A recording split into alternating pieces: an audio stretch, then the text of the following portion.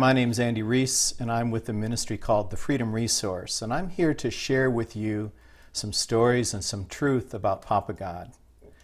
I want to tell you a story about a woman named Betsy, and Betsy was a friend of ours, and she came to our house one night, and she was in tears, and she said, "Can I talk to you? I don't feel right. There's something happened. I was at a party, and I suddenly went into a room and began to cry." Well, my wife and I looked at each other, and in the ministry we call Sozo, we're just ready to help people find some freedom. And so we asked Betsy some questions, and some things came out. And one of the things was that her mother died when she was 8 years old, and in some ways she took some of the blame for that. And someone said to her, "Maybe God needed your mother more than you." Well, that was a shock to her. That she thought, how could that be? How could that ever be true? And somewhere inside of Betsy, a wall went up. And somewhere inside of her, the devil hissed like he did it in Eve in the garden and said, "You can't trust God. You can't trust Papa God." And at the end of the night, when God had spoken to her very clearly and she's very calm and the Kleenex box is empty, I asked Betsy a question. And I said, "Betsy, what would it mean if God wasn't the one who took your mother? What would it mean if God wasn't the one who took your mother? What would it mean if God was the first one who grieved?" And Betsy looked at us, and you could tell almost on the inside she's taking kind of a poll. And she finally said, "It would mean," she looked down and she said, "It would mean," she kind of looked up and then she said, "It would mean everything." And I think that that's the case for all of us. If we knew for a fact how much Papa loved us, it would mean everything. You know, when hurricanes hit, we call them acts of God. Lightning strikes, we call them acts of God. And I wonder, why don't we call sunny days acts of God? Why don't we call rainbows acts of God, or snowflakes, or beautiful sunsets acts of God? And when I see sometimes how people and the church often blame God for things, or say that God has this mysterious will and these things happened, and says to 8-year-olds that God needed their mother more than them, I sometimes think that there's somebody getting framed, and I wonder about that. Remember what Satan said to Eve in the garden. He said to Eve, "Hath God really said?" And then he said to Eve, "God knows that if you eat this, you'll be like him, and he doesn't want you like him." And in that instant, Eve created a reality in her mind, a reality about God, about the world, about her trust or non-trust of Papa God, and this wall came up. I see that wall everywhere. I see this idea about the will of God being greatly confused. Let me read for you something that William Sloane Coffin, the late chaplain from Yale University, said about the will of God. Listen to this. "People have some very goofy ideas about how the will of God operates. I guess it was the will of God. As if it's the will of God that anybody gets blown up, that anybody gets shot. God was not behind the wheel of the car. My son was. His son had died in an accident previously.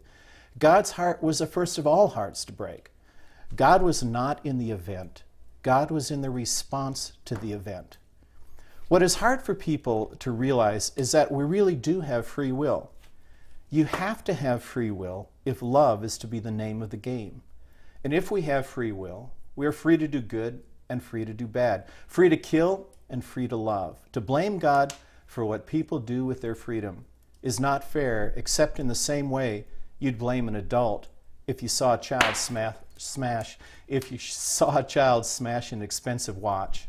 I think when you blame an adult is when it can. When you blame an adult if you saw a child smash an expensive watch. It's your fault for giving the child the watch in the first place, maybe. Now, we can blame God for giving us free will and human freedom. Maybe we're not ready for it. Maybe we can't handle it. I've been confused about that too, and it really caused a distance between me and God, but I found a secret. And that secret is to look at Jesus, because Jesus is the best picture of God ever taken. Jesus, because Jesus is the best picture of God ever taken. It says in Hebrews that God, after he spoke long ago to the fathers through the prophets in many portions and in many ways, in these last days he has spoken to us through his Son. Jesus himself says to Thomas, he says, look, if you've seen me, you've seen the Father. I think that we should question anything that we think about God that we don't see in the life of Jesus and we don't hear in the words of Jesus. Jesus is God's highest, best, and consummate and most accurate expression of the essence of God's character. God's purposes, his gentle and firm ways among needy men and women are to be observed in Jesus. His reaction to demonic intrusion is an exact representation of his Father's. His reaction to those caught shamefully in sin is precisely the way we should see his Father react. The ways of him among broken-hearted men and women, his attitude and his action toward disease, what he did at funerals accurately reflect his Father's will. You know, Jesus destroyed or disrupted every funeral that he came to because people die untimely deaths outside of the will of God. His dealings with false apostles, with hypocrites, with money changers, exactly mirror his Father's intense anger. And Jesus makes one thing very clear. Jesus makes one thing very clear. The thief comes only to steal and to kill and to destroy. But I came that you might have life and have it abundantly. It seems to me it's a simpler question, it's a simpler answer, and that is, if it looks like stealing and killing and destroying in your life, if it feels like stealing and killing and destroying, it's probably not God. But if it feels like abundant life, lavish and free, it probably is Papa. His fingerprints are on that. He's behind it in some way. I want to read for you a quote from the Message Bible in closing. It's a quote that Jesus says. He's talking about his Father. He's talking about his Papa. He's talking about Abba. It's from Luke chapter 12, verse 29. Listen to this. Listen to what he says. What I'm trying to do here is to get you to relax, not to be so preoccupied with getting, so you can respond to Papa's giving. People who don't know God and the way he works fuss over these things, but you know God, and you know how he works. Steep yourself in this God reality, in this God initiative, in this God provision. You'll find all your everyday human concerns will be met. Don't be afraid of missing out. You are my dearest friends, and your Father God only wants to give you the kingdom. I want to encourage you today to think about your own picture of Father God. How did that picture come about? How does it feel to you? Does Papa feel warm and inviting? Or does he seem like someone who maybe would take away a mother for an 8-year-old to teach her a lesson?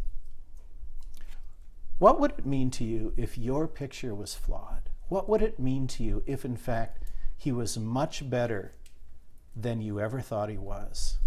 What would that mean? Maybe you'll say, like Betsy, it would mean everything. I'm Andy Reese with the Freedom Resource. God bless you.